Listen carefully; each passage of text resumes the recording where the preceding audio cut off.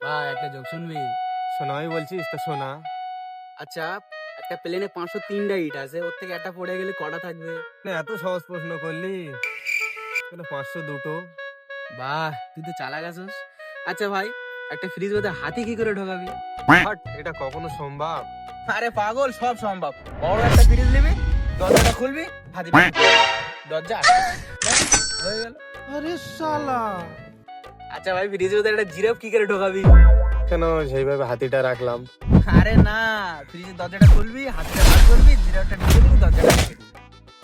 ও আচ্ছা ভাই, একটা বাঘে আফ্রিকার জঙ্গলে সব জানোয়ার ইনভাইট করছে, কিন্তু একজন যায়নি, বলতো সেটা কে?